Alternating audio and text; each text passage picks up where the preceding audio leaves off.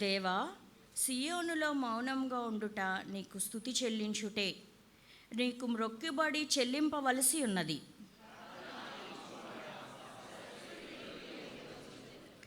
నా మీద మోపబడిన దోషములు భరింపజాలనివి. మా అతిక్రమముల నిమిత్తం నీవే ప్రాయశ్చిత్తం చేయుదువు.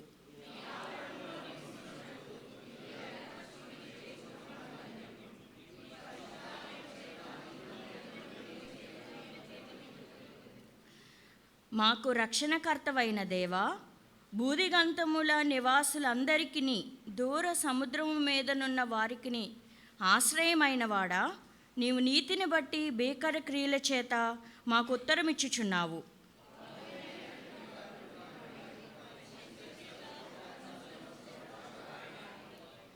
7వ వచనం అందరం కలిసి చదువుకుందాం. ఆయనే సముద్రముల ఘోషను వాటి తరంగముల ఘోషను అణుచువాడు, జనముల అల్లరిని చల్లార్చువాడు. మనం 65వ కీర్తన 1వ వచనం గమనించినట్లయితే, దేవా, సియోనులో మౌనముగా ఉండుట నీకు స్తుతి చెల్లించుటే అనే వచనం. సియోను అంటే దేవుని మందిరంగా మనం అనుకోవచ్చు. యెరూషలేములో సియోనులోకి చాలాసార్లు కీర్తనలో మనం వచనాలు చదువుకున్నాం. మేము సియోనులోనికి నిన్ను స్తుతించడానికి వచ్చామని కీర్తనాకారుడు చెప్పినట్టుగా, మేమందరం కలిసి నీ మందిరంలో నిన్ను ఆరాధించడానికి వెళ్తున్నామని. సియోను అనేది దేవుని మందిరానికి సాదృశ్యం. దేవుని మందిరం లేదా మనందరం కలుసుకునే ఒక ప్రదేశం, దేవుని స్తుతించే, దేవునికి స్తుతి అనే బలి అర్పించే ఒక ప్రదేశంగా అనుకుంటే, ఇక్కడ వచనంలో ఉన్నట్టు మనం మౌనంగా ఉండడం కూడా స్తుతి చెల్లించుటే అనే అర్థం. అంటే మనందరం దేవుని మందిరానికి వచ్చి మౌనంగా ఉన్నా సరిపోతుంది అని కాదు దాని అర్థం. మౌనంగానే ఉండి ఏం మాట్లాడకుండా, అసలు పాట కూడా పాడకుండా, పెదవి కూడా విప్పకుండా, ఊరికే కళ్ళకే పని చెప్పి అటు చెప్పి ఇటు చెప్పి మౌనంగా ఆమెనని కూడా అనకుండా ఈ గుమ్మం దాటి వెళ్ళిపోవడం కూడా స్తుతే అని దాని అర్థం కాదు. మౌనంగా ఉండడం అనే మాట ఇంగ్లీష్ బైబిల్లో ఎలా రాయబడి ఉందంటే, సియోనులో స్తుతి వేచి ఉన్నది. అంటే సియోనులో స్తుతి ఎదురు చూస్తూ ఉంది అనే అర్థం అన్నమాట. తెలుగు అనువాదంలో కంటే ఇంగ్లీష్ అనువాదంలో చాలా స్పష్టంగా వ్రాయబడి ఉంది. సియోనులో స్తుతి ఎదురు చూస్తూ ఉంది. మనం ఎవరినైనా గెస్టులని ఇంటికి పిలిచామనుకోండి, ఏం చేస్తాం? అన్నీ రెడీ చేసుకుని వాళ్ళ కోసం ఎదురు చూస్తూ ఉంటాం కదా. వాళ్ళు రాగానే ఏంటి మనం చేసే పని? వాళ్ళ కోసం మనం ఏమేమి సిద్ధపరిచామో అవన్నీ వాళ్ళకి వడ్డించడమే ఇంకా మన పని. అన్నీ రెడీ చేసేసుకుని మనం కూడా రెడీ అయిపోయి, ఈలోపు పిల్లలకి ఒక్కొక్కసారి ఆకలేసేస్తాం.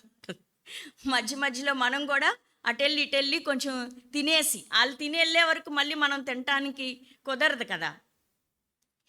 అదంతా వాళ్ళకి వడ్డించడానికి ఎలా మనం ఎదురు చూస్తూ ఉంటామో మీకు అర్థం అవడం కోసం అలా సరదాగా ఒక మాట, అంతేగాని అలా దేవునికి భోజనాలు సిద్ధపరచమని కాదు.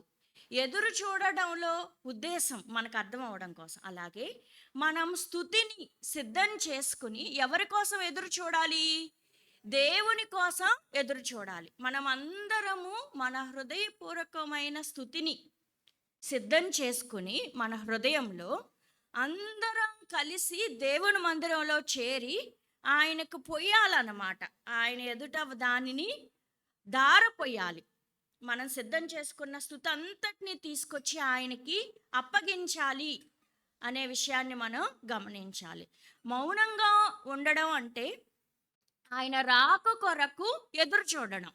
ఇలా చెప్పాలి మనం, ప్రభువా, మేము మా హృదయం నిండా కృతజ్ఞతతో సిద్ధంగా ఉన్నాము, ఇంకా నువ్వు రావడమే ఆలస్యం, మేము నీకు స్తుతి చెల్లించడానికి రెడీగా ఉన్నాము. మేము మౌనంగా ఉన్నాము ఎందుకంటే నువ్వు ఇంకా మా దగ్గరికి రాలేదు కాబట్టి. నువ్వెప్పుడైతే వచ్చావో వెంటనే మేము అందరం కలిసి మా హృదయాల్లో నుంచి ఆ స్తుతిని నీ పాదాల దగ్గర ధారపోయాలని అనే ఉద్దేశం అన్నమాట. మౌనంగా ఉండడం అంటే మనం ఏమీ మాట్లాడకుండా, అసలు పాటే పాడకుండా, కొంతమందివి కొన్నిసార్లు మనం అలా మందిరంలోకి వచ్చి ఏమీ చేయకుండానే మందిరంలో నుంచి మళ్ళీ వెళ్ళిపోతుంటాం. అంటే ఒక పాట అయినా పాడము, హృదయంలో కృతజ్ఞతతో మన కళ్ళల్లో నుంచి ఒక కన్నీటి బొట్టైనా రాల్చము, మన పెదాలు తెరిచి ఎప్పుడూ ప్రభువుని ఆరాధనాపూర్వకంగా 4 మాటలైనా మాట్లాడము. ఏదో వాక్యం విన్నట్టుగా ఉంటాం, చేతికి పని చెప్పం, నోటికి పని చెప్పం, చెవులకి చెప్తున్నట్టుగా ఉంటాం కానీ అసలు విననట్టే ఉండి అదే మౌనంగా కొంతమంది ఆరాధించినప్పుడు లేదా ప్రార్థన చేసినప్పుడు అందరం చివర్లో ఆమేన్ అన్నప్పుడు అది కూడా మనం అనలేం కొన్నిసార్లు. మీరు హృదయపూర్వకంగా మనం హృదయం నిండా కృతజ్ఞతలు సిద్ధం చేసుకుని ఆయన ఎదుట దారపోయడానికి రెడీగా ఉండాలి. ప్రభువా నువ్వు రావడమే ఆలస్యం అని. కానీ దీనికి పూర్తి వ్యతిరేకంగా దేవుడు మన కోసం ఇక్కడ వచ్చి ఎదురు చూస్తున్నాడు. అమ్మా మీరు రావడమే ఆలస్యం, నేను ఇక్కడే ఉన్నా.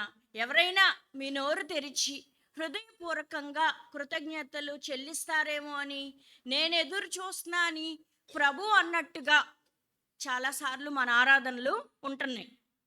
మేము వచ్చేసామయ్యా నువ్వేంటి రాలేదని మనం అడగటానికి బదులుగా అమ్మా నేను ఎప్పుడో వచ్చేసాను, మీరు స్తుతులతో ఒక సింహాసనం వేస్తే నేను ఇక్కడ ఆసీనుడిని అవ్వటానికి సిద్ధంగా ఉన్నాను, ఎప్పటి నుంచో నిలబడి ఉన్నాను, నాకు ఒక ఆసనం కావాలి, అది మీ స్తుతులతో వేస్తారని నేను ఎదురు చూస్తున్నాను అని ఒకవేళ ఆయన అంటే చాలాసార్లు ఆరాధన ముగింపు వరకు ఆయన అలా నిలబడే కూర్చునే ఆసనం లేక, కూర్చునే అవకాశాలు దొరకక, సరిపడనంత కృతజ్ఞత స్తుతి సింహాసనం ఆయనకి లభించక అలా నిలబడి ఒకవేళ ఆయన ఏమన్నా మన ఆరాధనలో నుంచి వెళ్ళిపోయాడేమో మనకు అర్థం అవ్వడం కోసం. లేదు ప్రభువా, ఇంత ఈ 100 మందిలో లేదా ఈ 50-60 మందిలో మేమందరం కలిసి నువ్వు కూర్చుని లెగలేనంత బలమైన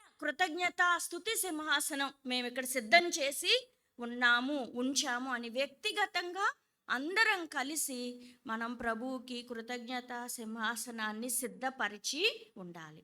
అలా మౌనంగా ఆయన కొరకు ఎదురు చూడడం అనే ఆ వచ్చిన ఉద్దేశం. కానీ ఏం మాట్లాడకుండా సైలెంట్గా ఉండి సైలెంట్గా వచ్చి సైలెంట్గా వెళ్ళిపోమని కాదు. నేను నీకు మొక్కుబడి చెల్లింపవలసి ఉంది అంటే అది ఒక మిగిలి ఉన్న కార్యక్రమం.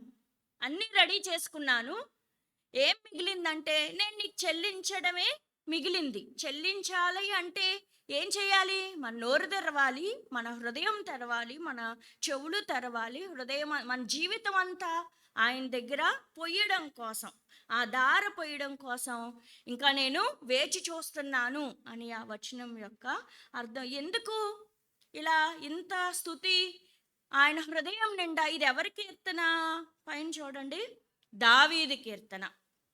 రాజైన దావీదు కృతజ్ఞత హృదయంతో ఆ స్తుతి ఆరాధనతో నింపబడి ఆయన పాదాల దగ్గర పొయ్యడం కోసం, ఒలగబోయడం కోసం ఎందుకు అలా ఎదురు చూస్తున్నాడంటే ఆయన జీవితంలో జరిగిన కొన్ని విషయాలు ఆయన స్తుతిని సిద్ధం చేసుకోకుండా ఉండలేకపోతున్నాడు అన్నమాట. ఇంకా 8వ వచనంలో 11వ వచనంలో చూస్తే మనకు బాగా పరిచయం ఉన్న వాక్య భాగమే, సంవత్సరమును నీ దయా కిరీటము ధరింపచేసి ఉన్నావు, నీ జాడలు సారము చాలాసార్లు బర్త్డేస్కి, మ్యారేజ్ డేలకి, ఏదైనా ఒక కొత్త సంవత్సరానికి ఈ వచనాన్ని మనం చదువుతూ ఉంటాం. ఈ వచనం యొక్క అర్థం ఓ సంవత్సరాన్ని నా జీవితంలో నువ్వు ఇచ్చావు ప్రభువా అని కాదు. ఈ సంవత్సరానికి సరిపడా నీ దయను నాకు కిరీటంగా ఇచ్చావు, నీ దయా కిరీటాన్ని నాకు ధరింపచేశావు. ఇంగ్లీష్ అనువాదంలో ఏముందంటే నీ మంచితనం అనే కిరీటాన్ని నాకు ధరింపచేశావు. ఈ సంవత్సరమే కాదు, 2026 కాదు, గత సంవత్సరాలన్నీ నేను చూసుకుంటే నీ మంచితనము, నీ దయ అనే కిరీటాన్ని నేను ధరించుకుని అలా బ్రతుకుతున్నాను అంతే. సంవత్సరము నీ దయా కిరీటం నాకు ధరింపచేసి ఉన్నావు. నా మంచితనం అయితే ఏది లేదు. వేరే మనుషుల దయా దాక్షిణ్యాల వల్ల అయితే నేను ఇక్కడ దాకా వచ్చేవాన్ని కాదు. నీ దయ ఒక కిరీటంలాగా పెట్టుకుని నేను ఈ భూమి మీద తిరుగుతున్నాను అని ఆ వచనం యొక్క అర్థం. ఈ సంవత్సరం అంతటికీ సరిపడిన సంవత్సరం కిరీటం కాదు, దయ ఆయన మనకిచ్చిన కిరీటం. ఆయన మనకిచ్చిన మనం ఎందుకు సర్వైవ్ అవుతున్నామంటే, సాగగలుగుతున్నాము, మనం ఎందుకు ముందుకెళ్తున్నాము అంటే ఆయన దయతో మనకి ఇచ్చిన కిరీటం వల్ల, వేరే ఇంకా దేని వల్ల కాదు. నీ జాడలు ఆ సారాన్ని వెదజల్లుతూ ఉన్నాయి. రోజు రోజుకి కొత్తగా, నూతనంగా నీ వాత్సల్యత అసారంలాగా దిగుతూ నా మీద ఉండబట్టే ఇదిగో ఈ సంవత్సరం కూడా నీ దయను బట్టి నేను ఇలా కొట్టుకొచ్చేస్తున్నాను అని ఆయన ప్రభువుని స్తుతిస్తూ ఉన్నాడు. ప్రభువా, నేను నిన్ను స్తుతించడానికి గల కారణాలు ఇక్కడ ఆలోచిస్తే ఒక 4-5 పాయింట్ లాగా మనకు అర్థం అవడం కోసం 3వ వచనం చూస్తే, నా మీద మోపబడిన దోషములు భరింపజాలనివి, మా అతిక్రమముల నిమిత్తం నీవే ప్రాయశ్చిత్తము చేయి. మొదటి విషయం, చాలా దోషములు అక్కడ ఆయన ఏం వాడాడు? ఏకవచనం, నా మీద. అంతేనా? మా మీద, నా మీద చాలా దోషాలు మోపబడ్డాయి. అవి నేను భరించలేనివి. నేనేదో 1-2 తప్పులు చేసిన మాట నిజమే, కానీ మనుషులు దాన్ని ఎలా మోపారంటే నా మీద నేను భరించలేకపోతున్నాను. అలిగేషన్స్ అంటాం కదా, నేరారోపణలు. నేను చేసింది చిన్నదే, కానీ నేను భరించలేనంతగా మనుషులు నా మీద వాటిని మోపుతూ ఉన్నారు. నేను మోయలేకపోతున్నాను దాన్ని. నేను చేసిన తప్పు నిజమే, నా జీవితంలో నేను చేయకూడని తప్పు చేశా, పొరపాటు చేశా, కానీ దాని తాలూకు పశ్చాత్తాపడ్డాను. 51వ కీర్తనలో నేను ఒప్పుకున్నాను నీ పాదాల దగ్గర, నా జీవిత కాలం అంతా ఒప్పుకున్నా సరిపోతుందని పశ్చాత్తాపడ్డాను. నువ్వు నన్ను క్షమించావు, నాకు ప్రాయశ్చిత్తాన్ని కలుగజేశావు. కానీ మనుషులు దాన్ని మర్చిపోవట్లేదు. ఇక్కడ 2 రకాల మనుషులు ఈ 2 వచనాల్లో. మొదటిది, మనుషులు ఎవరైనా ఏదైనా తప్పులు చేసినప్పుడు దాన్ని దేవుడు క్షమించిన మనుషులు క్షమించరు. ఎవరి జీవితంలోనైనా మనం ఏదన్నా ఒక దోషం చూసాం, లేదా ఒక అపరాధం చూసాం, ఒక నేరం చూసాం, అది వాళ్ళు చేయకుండా ఉండాల్సింది కానీ చేశారు. మనం దాన్ని పట్టుకుని ఏం చేస్తూ ఉంటాం చాలాసార్లు? దానికి ఇంకొక 10 ఉన్నాయి లేని కలిపి, అలాగంట కదా, ఇలాగంట కదా. దావీదు ఒక ఆమెను మోహించాడు, దానికి ఆయన్ని ఎన్నో రకాలుగా విమర్శించాడు. నీకు తెలీదా? తెలియకుండా అంతఃపురంలో ఎంతమంది ఉన్నారో బయటకు ఒకటే వచ్చింది, దానికి ముందు ఎంతమందో దాని తర్వాత ఎంతమందో ఇలా మాట్లాడుకుంటున్నారు దావీదు గురించి. నిజానికి ఎంతమంది? ఒకళ్ళే. నిజానికి ఎన్నిసార్లు ఆయన తప్పు చేశాడు? ఒకసారి. కానీ అలిగేషన్స్, ఆ ఆరోపణలు ఆయన భరించలేకపోతున్నాడు అనమాట. కానీ ఆయనకు ఆదరణ కలిగించిన విషయం ఏంటంటే, ఏ తప్పైతే ఆయన చేశాడో, మనుషులు ఎన్ని రకాలుగా ఆయన మీద ఆరోపణలు చేసినా ప్రభువు ఆయన చేసిన తప్పుకి ఆయనకి ప్రాయశ్చిత్తం కలగచేశాడు. అలా 2 రకాలైన మనుషుల్లో మనం కూడా ఇక్కడ ఉంటాము.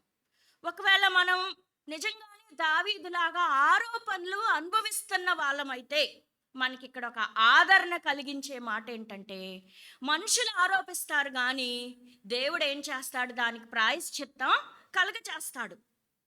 కాబట్టి ఎవరిలోనైనా ఏదైనా బలహీనత మన కళ్ళతో మనం చూస్తే, అవసరమైతే ఆదరణ కలిగించేలాగా వాళ్ళు ఏదన్నా దాని గురించి ఇంకా పశ్చాత్తాపం కలగకపోతే వాళ్ళని ట్రైన్ చేసి, లేకపోతే ప్రభువు వైపుకి, వాక్యం వైపుకి మళ్ళించేలాగానే మన మాటలు ఉండాలి. దావీదు పాపం చేసినప్పుడు ఆయనకి గ్రహించేలాగా ఎవరు వెళ్ళారు ఆయన దగ్గరికి? నాతాన్ అనే ప్రవక్త. ఆయనకు అర్థమయ్యేలాగా చెప్పాడు, నువ్వు చేసింది తప్పు, ఆ తప్పు చేసింది నువ్వే అనగానే దావీదు ఏమన్నాడు? అవును, నేను పాపం చేశాను అని ఒప్పుకున్నాడు. కానీ దాని తర్వాత అక్కడితో ఫేస్ అవనివ్వలేదు మనుషులు. ఇంకా సంవత్సరాలు తరబడి ఆయన మీద ఆరోపణలు చేస్తూనే ఉన్నారు. ఆరోపణలు చేసే గుంపులో ఒకవేళ మనం ఎవరమైనా ఉంటే మనం ముందు ఆ పద్ధతిని మార్చుకుందాం. ఎవరైనా ఎప్పుడైనా బలహీనతలు, తప్పులు ఉండొచ్చు. యథావిధిగా అదే పనిగా మనుషుల మీద ఆరోపణలు చేసే పనిలో మనం ఎవరము ఉండొద్దు. ఎందుకంటే మనుషుల ఆరోపణలు చేసి వాళ్ళు భరించలేకపోతుంటే దేవుడు వాళ్ళ పక్షంగా ఉన్నాడు, దావీదు పక్షంగా ఉన్నట్టుగా. రెండవ గుంపు, అదే ఆరోపణలు ఎవరైనా మీరు భరిస్తూ ఉంటే బాధపడద్దు. ఎందుకంటే మనుషులు ఆరోపిస్తారంతే. ఏమాత్రం బేస్ లేని విషయాలు వాళ్ళ జీవితాల్లో దుఃఖం కలిగించేలాగా ఆరోపిస్తారంతే. కానీ ప్రభువు ప్రాయశ్చిత్తాన్ని కలగచేసేవాడు. మా ఇంటి దగ్గర ఒక అమ్మాయి ఉంది.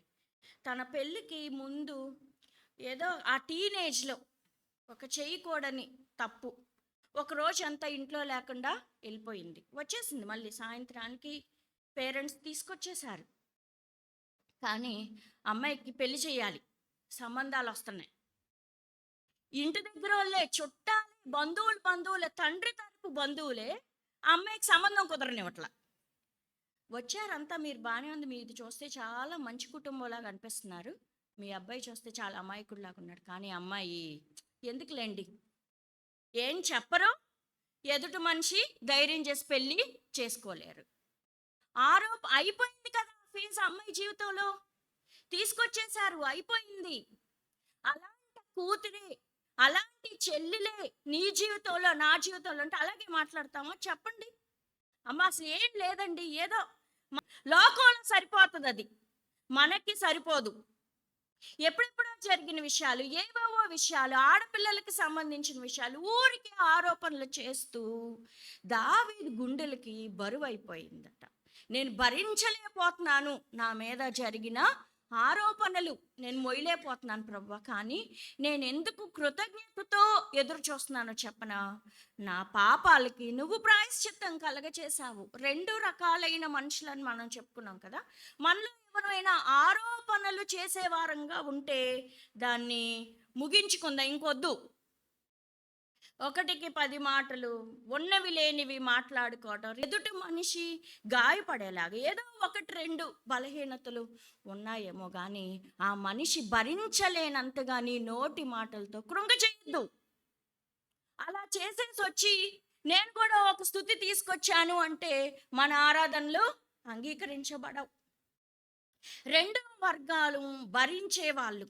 ఒకవేళ మనలో ఎవరైనా పనులు అనుభవిస్తూ 1-2 తప్పులకే ప్రభువు దగ్గర ప్రాయశ్చిత్తం కలిగితే మనం కృతజ్ఞతాస్తుతులతో ఆయన దగ్గర వేచి వద్ద. నేను చెల్లించవలసింది ఇంకా మిగిలే ఉంది, చాలు. అబ్బా ఎన్ని పడినా పర్లేదు, మనుషులు నన్నేమీ చేయలేరు. ప్రభువుకు నా హృదయం తెలుసు, నా మనసు తెలుసు, నా ఉద్దేశం తెలుసు.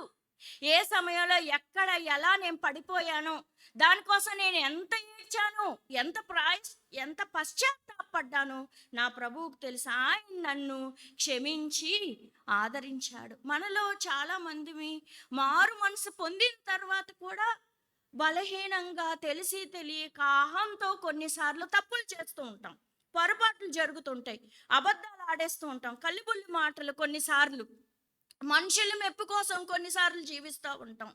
సరిపడినంత ప్రార్థన లేకుండానే మన జీవితాల్లో సంవత్సరాలు గడిపేస్తాం. వీటన్నిటిని బట్టి మనం ప్రభువు దగ్గర ఒప్పుకున్నప్పుడు ఆయన మనకు ప్రాయశ్చిత్తం చేసేవాడు. ఆయన ప్రాయశ్చిత్తం చేశాడు. 1 యోహాను పత్రిక 4-5 అధ్యాయాలు తిరిగి జన్మించిన విశ్వాసుల కోసమే రాయబడింది. యోహాను అక్కడ 2వ అధ్యాయం 1వ వచనంలో ఏమంటా అంటే, మనం పాపం చేసిన ఎడల మన కోసం యేసుక్రీస్తు అనే యాజకుడు ఉన్నాడు, ఆయన దానికి ప్రాయశ్చిత్తం చేస్తాడనే మాట. మీరు పాపం చేయకుండుటకై ఈ సంగతులను మీకు రాయిచున్నాను. ఎవడైనను పాపం చేసిన ఎడల నీతిమంతుడైన యేసుక్రీస్తు అను ఉత్తరవాది తండ్రి యొద్ద మనకున్నాడు. మనకున్నాడనే మాట. మనలో ఎవరైనా పాపం చేసిన ఎడల అని మనం చదువుకోవచ్చు. మనలో ఎవరైనా పాపం చేసామనుకోండి, బెదిరిపోవద్దు, కంగారు పడద్దు, నేనేం చేయలేదని అటు ఇటు పరుగులు పెట్టద్దు, దాన్ని కప్పిపుచ్చుకునే ప్రయత్నం కూడా ఏమి చెయ్యొద్దు.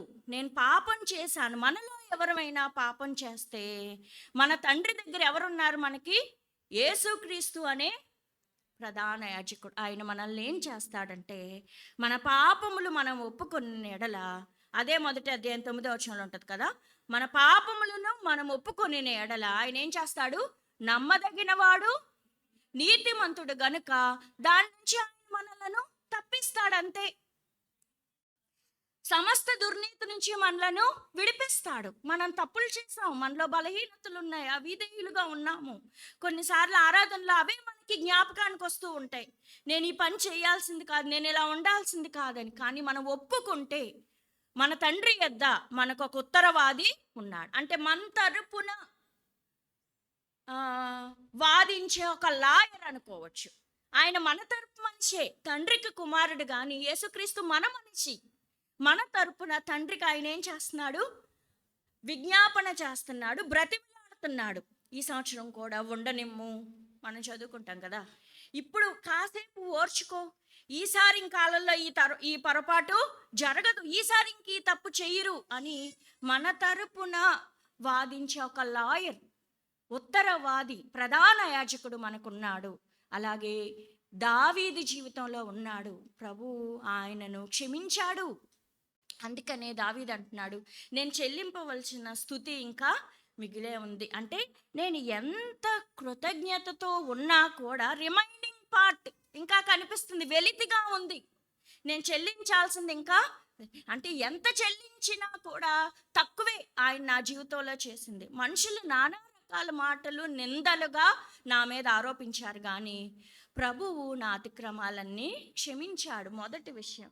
రెండో విషయం చూడండి, ఆయన ఎందుకు ఇంకా కృతజ్ఞతతో ఆయన దయను, మంచితనాన్ని కొనియాడుతున్నాడంటే, 4వ వచనం చూస్తే, నీ ఆవరణములలో నివసించున్నట్లు నీవు ఏర్పరచుకొని చేర్చుకొనివాడు ధన్యుడు. రెండో విషయం, దావీదుని దేవుడు చేర్చుకున్నాడనే మాట. చేర్చుకున్నాడనే మాట ఇంగ్లీష్ వర్షన్ NIV బైబిల్లో ఏముందంటే, ఆయన హృదయానికి దగ్గరగా, క్లోజ్ టు హిస్ హార్ట్, ఆయన హృదయానికి దగ్గరగా చేర్చుకున్నాడు. ఆయన హృదయానికి దగ్గరగా, ఆయన రొమ్ముల మీద ఆనించుకున్నట్టుగా చేర్చుకున్నాడు. మనుషులు ఎవరైనా ముద్దొచ్చినప్పుడు పిల్లల్ని మనం ఏం చేస్తాం? ఎత్తుకుంటాం కదా. ఎంతసేపు? ఆ ముద్దు తీరేదాకాను, మనకు బరువు ఎక్కేదాకా. బరువు అయిపోతే అటు చూసి ఇటు చూసి ఏం చేస్తాం? దించేస్తాం. ఇదిగా అమ్మ దగ్గరికి వెళ్ళు, నాన్న దగ్గరికి వెళ్ళు అంటాం. ఎంతసేపు ఎత్తుకుంటారు మనుషులు అంటే ఆ బరువు మొయ్యగలిగినంత వరకే. కానీ ఈయన హృదయానికి ఎంతవరకు చేర్చుకుంటాడంటే మన ముసలితనం వరకు. నీ ముసలితనములో నిన్నెత్తుకొని వాడను నేనే. ఆయన ఎవరు హృదయం దాకా వస్తారు అంటే ఎత్తుకున్నప్పుడా. అది యెషయా గ్రంథంలో ఉంది చూడండి, ఎత్తుకుని వాడని నేనే అనే మాట. ఇర్మియాలోన ఒక నిమిషం, ఇర్మియా 13:11 ఒకళ్ళు చూడండి. అలాగే యెషయా 40:11.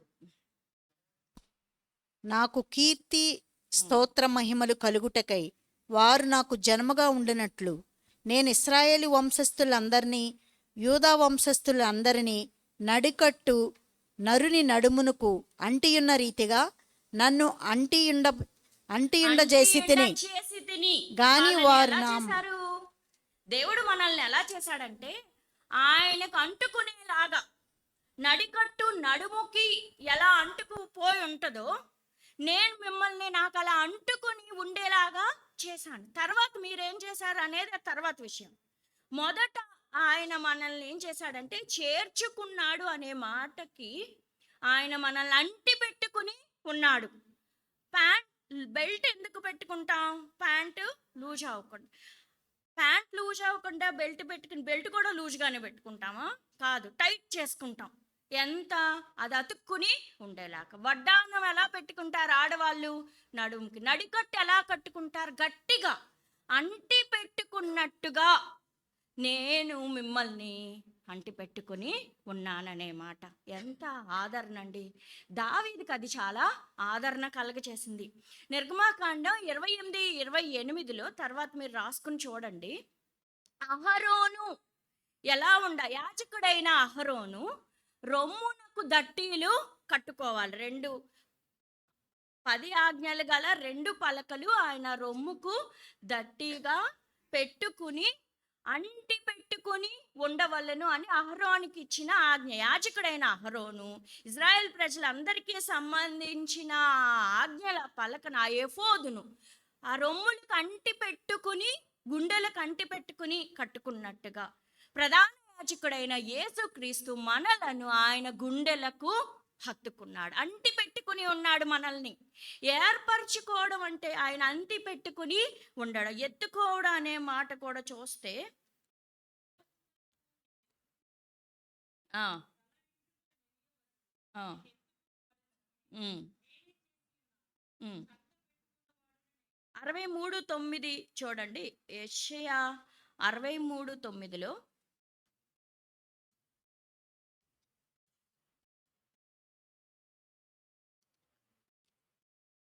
అయిపోయింది. వారి యావత్ బాధలో ఆయన బాధ నొందెను. ఉమ్, ఆయన సన్నిధి దూత వారిని రక్షించెను. ప్రేమ చేతను తాలిమి చేతను వారిని విమోచించెను. ఉమ్. పూర్వదినములన్నిటను ఆయన వారిని ఎత్తుకొనుచు మోసుకొనుచు వచ్చెను. చాలండి. ఆయన వారిని ఎత్తుకొనుచు మోసుకొనుచు వచ్చాననే మాట. ఆయన చేర్చుకున్నాడు అంటే ఆయన మనల్ని రొమ్మునకు ఎత్తుకొని మోసుకొనుచు అంటే ఆయన మనల్ని భరించేవాడు. ఆయన మనల్ని భరిస్తున్నాడు. కొన్నిసార్లు పిల్లలే తల్లిదండ్రులకి బరువు. తల్లిదండ్రుల్ని కొంతమంది పిల్లలు అసలు పట్టించుకోకుండా వాళ్ళని ఒక బరువులాగా ఎంచుతున్నారు. ఈ భయంకరమైన లోకపు పరిస్థితులు అన్నీ మనం గమనిస్తే ప్రభువు తప్ప ఎత్తుకుని భరించి మోసే వాళ్ళు ఇంకెవరో మన జీవితంలో లేరు. కాబట్టి దావీదు ఏమంటున్నాడంటే, నేను నిన్ను స్తుతించకుండా ఉండలేను. మొదటి విషయం, మనుషులు నా మీద ఎన్ని రకాలుగా ఆరోపణలు చేసినా నా పాపాలకు ప్రాయశ్చిత్తం కలగచేసిన వాడవు నీవే. రెండవదిగా, నన్ను ఎత్తుకుని మోసి నన్ను చేర్చుకున్నావు, నన్ను భరించావు. నన్ను మనుషులే భరించలేకపోతున్నారు, నా కుటుంబం భరించలేని సమయంలో నువ్వు నన్ను భరించావు, నీకు దగ్గరగా నన్ను చేర్చుకున్నావు. యేసుక్రీస్తు శిష్యుల్లో ఒక్క శిష్యుడికి ఆయన రొమ్మున ఆనుకునే భాగ్యం కలిగింది కదా. ఎవరైనా? యోహాన్. పేతురు ఒక సందర్భంలో అడుగుతాడు, నువ్వు అసలు ఆయన మరీ పక్కనే ఉంటావు కదా, ఈ విషయం అసలు ఏంటో ఒకసారి కనుక్కో అంటాడు పేతురు యోహాన్ని. అలాగా ఆ అనుభవం ఆయన మనకిచ్చాడు. శిష్యుల్లో ఒక్కడికే ఇచ్చాడు, కానీ ఆ తర్వాత మొదటి శకం నుంచి మనందరికీ ఆయన ఏమిచ్చాడంటే ఆయన రొమ్మున ఆనుకునే భాగ్యాన్ని ఇచ్చాడు. కాబట్టి మనం ఆయన స్తుతించకుండా ఉండలేము. మూడవదిగా, ఆయన మనల్ని తృప్తిపరుస్తున్నాడు. 4వ వచనంలోనే, నీ పరిశుద్ధ ఆలయము చేత, నీ మందిరంలోని మేలు చేత మేము తృప్తి పొందుదాము. మేము ఎలా ఉన్నామంటే తృప్తిగా ఉన్నాము. ఎవరైనా ఏదన్నా మనం భోజనం చేసేసిన తర్వాత ఏమన్నా ఒక ప్లేట్ మన ముందుకు తీసుకోవద్దు, నేను ఫుల్గా తిన్నాను, ఐ యామ్ స్టఫ్డ్ అంటారు కదా పిల్లలు. నేను నింపబడ్డా, ఇంకా నాకు వద్దు అని. ఎప్పుడు అంటాము? కడుపు నిండా మనం తిన్నప్పుడు. రుచి చూస్తే కడుపు నిండిద్దా? రుచి చూడడం వేరు, తృప్తిగా తినడం వేరు. మా ఇంట్లో వండిన తర్వాత ఏ కూర వండినా ముందుగా నాన్ వెజ్ కూర వండితే మా పెద్దమ్మాయి కోసం చూస్తూ ఉంటాను నేను. రుచి చూడాలి అన్నీ. బాగుందంటే ఇంకా బాగున్నట్టే, లేదు అది ఇది వేయాలంటే, రుచి చూసావు కదా ఇంకా నీకు మధ్యాహ్నం భోజనం లేదంటే తనకి తృప్తి ఉంటుందా? రుచి చూడడం వేరు, తృప్తిగా తినడం వేరు. మనం ఆయనను రుచి చూచి ఎరిగితేమి కానీ ఆయన అక్కడితో మనల్ని వదిలేయలేదు. మనం రక్షించబడిన దగ్గర నుంచి ఒక సహవాసంలో మనల్ని చేర్చాడు, ఒక మందిరంలోనికి మనల్ని చేర్చాడు, మనకొక వాక్యాన్ని ఇచ్చాడు, ఆయన కృపతో మనల్ని నింపుతున్నాడు, వాక్యం చే మనల్ని పోషిస్తున్నాడు. ఈ ఈ ఈ శరీరాన్ని పోషిస్తున్నాడు, మన ఆత్మను పోషిస్తున్నాడు. భౌతిక అవసరాలు, ఆత్మీయ అవసరాలు, శారీరక అవసరాలు, ఆర్థిక అవసరాలు, చాలా విషయాల్లో ఆయన కలగ చేసుకుని అనేక సందర్భాల్లో తృప్తిగా ఉన్నాం మనం. అందుకే మనం ప్రభువుని స్తుతించి మన జీవితంలో లోటుపాట్లు ఉండొచ్చు, కొరతలు ఉండొచ్చు, అవమానకరమైన పరిస్థితులు ఉండొచ్చు, కానీ ఎల్లవేళలా ఆయన అలాగే మనల్ని వదిలిపెట్టేయకుండా మన జీవితంలో కొన్ని దినాలు, సంవత్సరాలు, రోజులు గడిచే కొద్దీ ఆయన మనల్ని ఏం చేస్తున్నాడు? తృప్తిపరుస్తున్నాడు. మన శారీరకంగా, ఆర్థికంగా, ఈ అనారోగ్యాల పరంగా అంత తృప్తి అనుభవించకపోయినా ఆయన మందిరంలో సరిపడిన ఆహారంతో మనల్ని ఏం చేస్తున్నాడు? ఆయన తృప్తిపరుస్తున్నాడు. అందుకే నేను నిన్ను స్తుతించకుండా ఉండలేను. నీ పరిశుద్ధ ఆలయం చేత, నీ మందిరంలో మేలు చేత మేము తృప్తి పొందుచున్నాము. ఇంకా 4-5 పాయింట్లే త్వరగా మనం చెప్పి ముగించేసుకుందాం. ఇంకొక పాయింట్ నేను ఏం రాసుకున్నా అంటే 7వ వచనంలో ఆయనే సముద్రముల ఘోషను ఆయనే సముద్రముల ఘోషను వాటి తరంగముల ఘోషను అనుచువాడు, జనముల అల్లరిని చల్లార్చువాడు. ఇంకా మన పక్షంగా ఉండి దావీదుని ఆయన పిల్లల జీవితంలో కొంతమంది కలగ చేసుకుని అల్లరి చేసేశారు. దావీదుకే వ్యతిరేకంగా ఆ పిల్లల్ని ప్రోత్సహించారు. ఎలా వచ్చేసారంటే సముద్రం ఒక తరంగంలాగా ఆయన మీదకి వచ్చేసి అల్లరిగా ఆయన మీదకి వచ్చేసారు. ఎవరు ఆపారు ఆ అల్లరిని? దేవుడే. జనముల అల్లరిని చల్లార్చేది ఎవరు? కొన్ని మనం ఏమి చేయలేము. అసలు ఆయన మీదకి దొమ్మిగా వచ్చిన వాళ్ళు ఎవరంట అంటే, విచిత్రమైన విషయం, ఆయనకి బాగా తెలిసిన వాళ్ళే, వెరీ క్లోజ్ పీపుల్ ఆయన లైఫ్లో ఆయన మీదకి ఎలా వచ్చారంట? అల్లరి చేస్తూ వచ్చేసారు. 55వ కీర్తనలో ఆ మాట ఉంటుంది, మనం చదువుకున్నాం. మీరు ఎవరైనా చదివారో లేదో చాలాసార్లు. ఇక్కడ 55వ కీర్తన 12వ వచనం నుంచి మీరందరూ చూసి చదవాలని అనుకుంటున్నాను. 55వ కీర్తన 12వ వచనం. నన్ను దూషించువాడు శత్రువు కాడు. నేను చదువుతున్నాను, అందరూ వినండి. శత్రువు అయిన ఎడల నేను దాన్ని సహింపవచ్చును. నా మీద మిట్టిపడివాడు నా యందు పగపట్టినవాడు కూడా కాదు. అట్టివాడైతే నేను దాగి ఉండవచ్చు. ఒక శత్రువు అనుకో, ఏదో ఒకటి నేను ఇంకొక వెపన్ ఏదన్నా ఆలోచించేవాడిని, లేదంటే నా సైన్యాన్ని ఏమన్నా సమకూర్చే. వచ్చినవాడు ఎవరు కూడా కాదు, అల్లరి చేసిన వాళ్ళు శత్రువు కూడా కాదు, పగపట్టిన వాళ్ళు కూడా కాదు. ఈ పని చేసిన నీవు నా సహకారివి, నా చెలికాడవు, నా పరిచయుడవు. మనము కూడి ఇష్టాగోష్ఠి చేసి ఉన్న వాళ్ళం. ఉత్సవమునకు వెళ్ళు సమూహంలో దేవుని మందిరమునకు పోయి మనందరం కలిసే ఉన్న వాళ్ళము, మనందరం కలిసే తిరిగాము. నాకు బాగా తెలిసిన వాళ్ళే ఆయన ఏం చేశారంట? అల్లరి చేశారు. జనముల గుంపుగా వచ్చి కొన్నిసార్లు మనుషులు చేసే అల్లరి మనకి తెలిసి జరగచ్చు, తెలియకుండా కూడా జరగచ్చు. కానీ దాన్ని అణిచే పని ఎవరు చేయాలి? దేవుడే. దేవుడు మాత్రమే. అక్కడ ఏమనుందంటే 7వ వచనంలో ఆయనే అనే మాట. అది నేనేదో సెటరైట్ చేసుకోవాలనుకుంటే అవదు, మీరేదో మీ వైపు నుంచి ఆలోచించుకోవాలనుకుంటే అవదు. ఆయన చేతులకు అప్పగించినప్పుడు ఆయనే జనముల అల్లరిని చల్లార్చువాడు. మన జీవితాల్లో మనకు తెలుసో తెలియకో, మన వెనకో మన ముందో, మన ఇంట్లో వాళ్ళో బయట వాళ్ళో, సంఘంలో వాళ్ళో, విరోధులో, చుట్టాల్లో, వెరీ క్లోజ్ పీపులే ఎవరో కనపడకుండా కొంత అల్లరి చేస్తున్నారు అనుకుందాం మనల్ని. దాన్ని చల్లార్చేది ఎవరు? ప్రభువే. ఆటంకంగా, అడ్డుబండలుగా ఉన్న విషయాలన్నిటినీ పక్కకు పెట్టేది ఎవరు?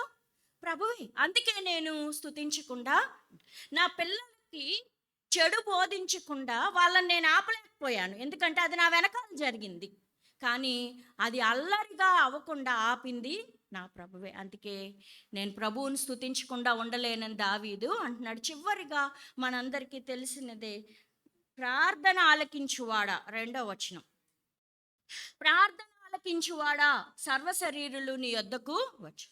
నేను స్తుతించడానికి ఇంకా స్తుతి మిగిలే ఉన్నది. 5వదిగా ఆయన మన ప్రార్థనలు ఆలకించేవాడు.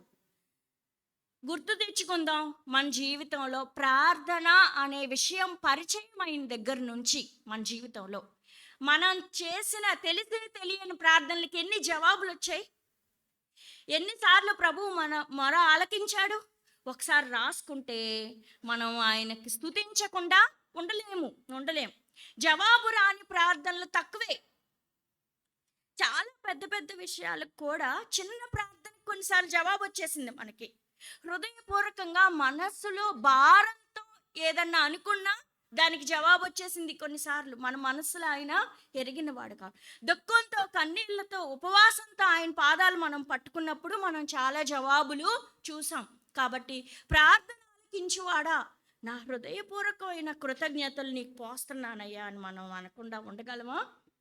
పోయిన సంవత్సరంలో ఎన్ని ప్రార్థనలకు జవాబులు వచ్చాయి?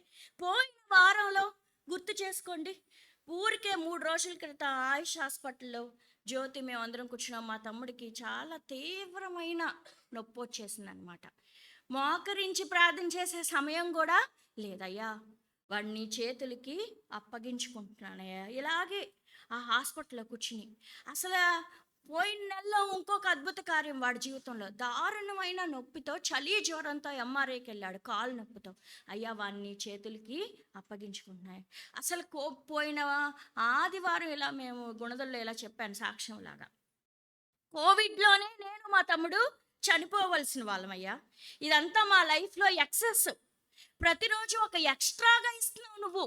అలాగే వాడి జీవితంలో కూడా ఎప్పుడో చనిపోయినవలసిన వాళ్ళు ఇంకా 6-7 ఏళ్ళుగా బతుకుతూనే ఉన్నాం. ఇది కూడా నువ్వు దాటించయ్యా అనగానే దేవుడు ఎంత కలగ చేసుకున్నాడో, ఎంత స్వస్థపరిచాడో, ఎన్ని అద్భుతాలు చేశాడు. అలా మీ జీవితంలో, నా జీవితంలో కాదు, మీ జీవితంలో దేవుడు ఎన్ని కార్యాలు చేశాడు. ఆయన పేరే ప్రార్థన ఆలకించు. వేరే ఎవ్వరూ మనల్ని ఆలకించరు, వినరు, వింటాకి ఇష్టపడరు. కొన్ని చెప్పే ప్రయత్నం చేసినా వినే ఉద్దేశం అటువైపు మనుషులకి ఉండదు. మనం ఏం చెప్పినా మౌనంగా వినేది ప్రభువే. అంత భరించాడు ఆయన మనల్ని. మనం ఆయన స్తుతించకుండా ఎలా ఉండగలం? కాబట్టి దావీదు అంటున్నాడు, ప్రభువా ఎంత స్తుతించినా మిగిలే ఉంది. ఎందుకంటే భరింపలేని నిందలు, ఆరోపణలు నా మీద కలిగిన నాకు ప్రాయశ్చిత్తం కలగ చేశావు. నీ మందిరంలో మేలు చేత నన్ను తృప్తిపరిచావు. ఇంకా 2వది ఏం చదువుకున్నాం మనం? చేర్చుకున్నావు నన్ను, నీ గుండెల మీదకి నన్ను చేర్చుకున్నావు. 4వది, జనములు అల్లరిగా నా మీద పడినప్పుడు అదంతా నువ్వే చల్లార్చావు. నా ప్రార్థన ఆలకించువాడా, నీకు కోటాను కోట కృతజ్ఞత స్తుతులు, స్తోత్రాలు. ఇంకా ఎంత చెల్లించినయ్యా మిగిలిపోతున్నాయి అని దావీదు చేసినట్లుగా మనం కూడా జ్ఞాపకం చేసుకుంటూ ప్రభువుని ఆరాధిద్దాం. ప్రభు ఈ మాటలు దీవించును గాక.